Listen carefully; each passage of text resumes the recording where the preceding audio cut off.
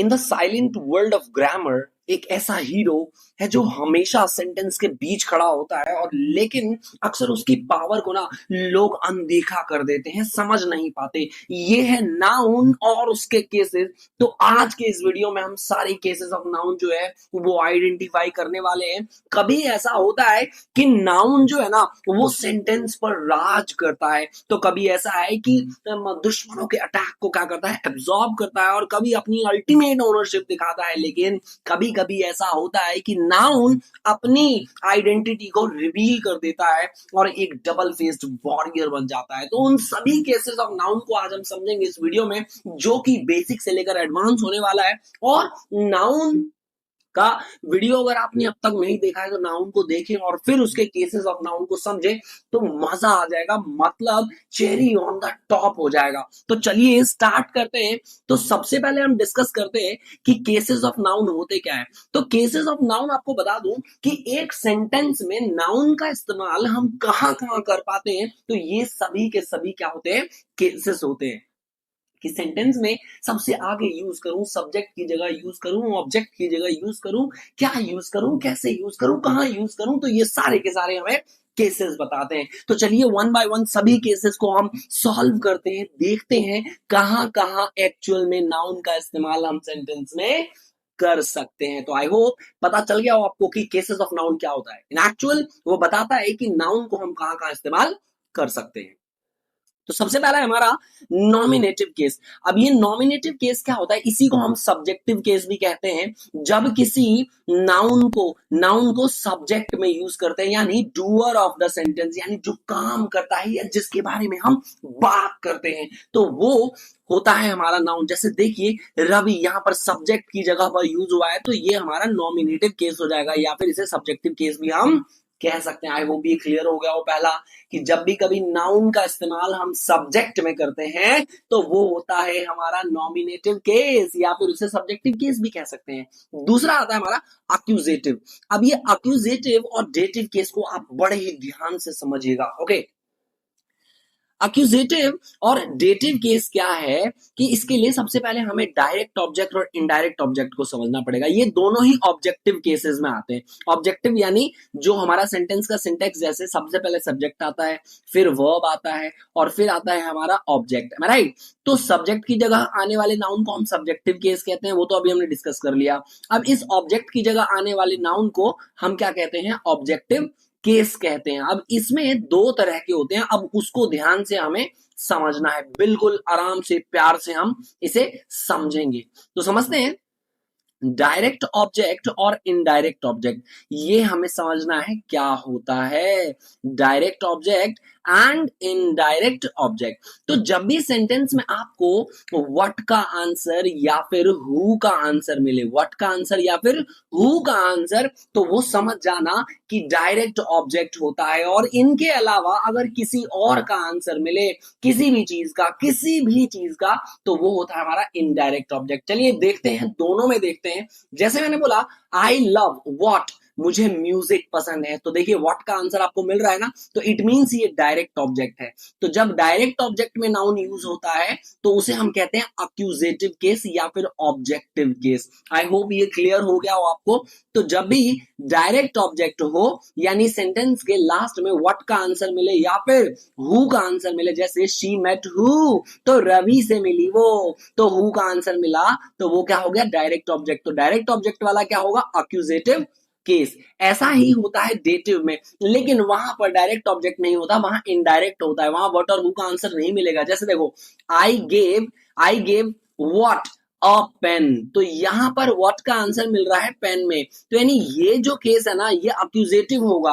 लेकिन यहां पर रवि भी तो आ गया ऑब्जेक्ट में, लेकिन रवि को यहां पर आप किसी मतलब व्हाट का आंसर नहीं मिल पा रहा है या हु का आंसर नहीं मिल पा रहा है, तो इसीलिए रवि जो होगा वो इनडायरेक्ट ऑब्जेक्ट होगा, क्योंकि एक्शन नहीं लिया गया है। तो इनडायरेक्ट ऑब्जेक्ट जो होगा उसे हम कहते हैं डेटिव केस। आई होप ये क्लियर हो गया हो, डेटिव केस और अक्यूजेटिव केस। अक्यूजेटिव केस होगा आपका होगा जहां पर डायरेक्ट ऑब्जेक्ट में कोई नाउन का इस्तेमाल हो, और अगर इनडायरेक्ट ऑब्जेक्ट में अगर नाउन का इस्तेमाल होता है तो वो होता है हमारा डेटिव केस। आई होप ये क्लियर हो गया हो, बड़े शानदार बेहतरीन तरीके से समझ में आ गया हो दोनों केसेस।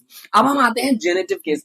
जेनेटिव केस ही पोजेसिव केस होता है। ये क्या शो करता है? ये शो करता है पोजेशन या फिर ओनरशिप, कि भाई किसका है, मेरा है, उसका है, श्याम का है, राम का है, किसका है? तो ये है रवि का, यानी रवि की गाड़ी। तो जब भी हम पोजेशन शो करते हैं किसी भी नाउन का ये क्या है? किसी भी नाउन का जब अपॉस्ट्रोफी कॉमा लगता है तो वो क्या शो करता है? पोजेशन शो करता है, ओनरशिप शो करता है। ये आपको पता है यार। ये किसका पेंट है? तो ये एशियन पेंट्स है। तो कभी भी मतलब कुछ भी ऐसा, ये मतलब ये फोन का बैटरी है, ठीक है, तो फोन का बैटरी। तो जब भी ऐसे हम पोजेशन शो करते हैं, the house of the teacher, अब ये हाउस किसका है? Teachers house. तो इसको हम ऐसे भी लिख सकते हैं ना, teachers house, teachers house, teachers house. तो ये क्या हो जाएगा हमारा? सब पोजेसिव। पोजेसिव केस को ही हम क्या कहते हैं? जेनेटिव केस भी कहते हैं, जब किसी का हो, किसी का। Okay, now come to vocative case. अब ये वोकेटिव केस क्या होता है, जो आपको समझना है, जो किसी को डायरेक्टली एड्रेस करते हैं, जो किसी को डायरेक्टली एड्रेस करते हैं। अरे ये क्या होता है? तो अब समझते हैं। जैसे मैंने बोला कि ओ गॉड, जैसे मैंने किसी को नाम लेकर बोला, अरे श्याम, ओ श्याम। तो कभी भी किसी के नाम को डायरेक्ट लेकर पुकारना ही क्या कहलाता है?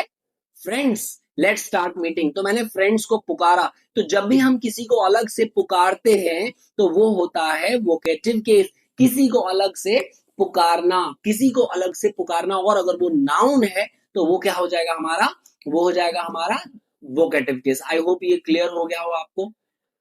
ठीक है, तो किसी भी नाम को पुकारना, किसी भी नाम को पुकारना, तो वो क्या होगा हमारा? वोकेटिव केस हो जाएगा। जैसे मैंने बोला कि मैंने बोला राधा प्लीज कम हेयर। मैंने अब यहाँ पर राधा पुकारा है, तो ये वोकेटिव केस हो जाएगा। ये ध्यान रखना, please come here, please come here. Okay, तो मैंने सेंटेंस तो ये है, लेकिन राधा को पुकारा है। अब चाहे ये आगे हो सकता है या सेंटेंस के पीछे हो सकता है, तो ये होगा हमारा वोकेटिव केस। आई होप ये क्लियर हो गया हो। तो जब भी हम किसी को पुकारते हैं, चाहे सेंटेंस के शुरू में या सेंटेंस के बाद में, तो वो हमारा क्या हो जाएगा? वोकेटिव केस हो जाएगा। लास्ट वन, अब हम समझते हैं, बिल्कुल जंग खत्म ही होने वाला है। ऑपोजिटिव केस। पॉजिटिव केस क्या होता है? ये होता है कि जब कभी भी हम दूसरे नाउन की आइडेंटिटी क्लैरिफाई करते हैं कि भाई वो कौन है, हम उसके बारे में बताते हैं, एडिशनल इंफॉर्मेशन देते हैं। जैसे देखो एक्चुअल सेंटेंस जो है ना, मैंने बोला कि my friend is a good singer, ये एक्चुअल सेंटेंस है, ठीक है। लेकिन if you want to give something extra, जैसे बोलते हैं भाई कुछ एक्स्ट्रा कर दो, सब्जी लेने जा रहे हैं तो धनिया जो है वो एक्स्ट्रा डाल दो। तो यहां पर भी जब कभी भी आप एक्स्ट्रा मांगते हो, एक्स्ट्रा बताते हो ना, तो वो होता है हमारा पॉजिटिव केस। जैसे my friend is a good singer, अब मैं चाहता हूं कि मेरे दोस्त के बारे में बता ही दूं, तो वो है Ravi. My friend Ravi is a good singer. तो ये जो रवि है, जो मैंने एक्स्ट्रा बता दिया है, जरूरत नहीं थी, एक्स्ट्रा बता दिया है, तो वो होता पॉजिटिव केस। जैसे शेक्सपियर रोट हैमलेट, शेक्सपियर ने क्या लिखा? एक मतलब हैमलेट प्ले है वो लिखा है। तो शेक्सपियर के बारे में एडिशनल इंफॉर्मेशन भी दे दिया, great dramatist, great dramatist, great dramatist. तो ये ड्रामेटिस्ट कौन है? नाउन है। तो जब भी आप कभी एडिशनल इंफॉर्मेशन देते हो नाउन के फॉर्म में, तो वो होता है हमारा पॉजिटिव केस। आई होप ये बिल्कुल केसेस सारे रेडी हो गए हैं आपके, और अब आप जंग लड़ने के लिए तैयार हो, और सारे के सारे केसेस आपने सीख लिए हैं। तो इसी बात पे वीडियो को शेयर करें, लाइक करें, चैनल को सब्सक्राइब करें। देखिए आपके एक लाइक से और आपके सब्सक्राइब से ना, मतलब जो पैशन है ना, वो मतलब बाहर निकलने को होता है। तो प्लीज चैनल को शेयर करें, सब्सक्राइब करें। If you have like the video, और if you have gotten any kind of good, अगर आपको कुछ भी अच्छा मिला हो, उसमें कुछ भी वैल्यूएबल मिला हो, तो शेयर करें। तो see you in the next video. Till then take care.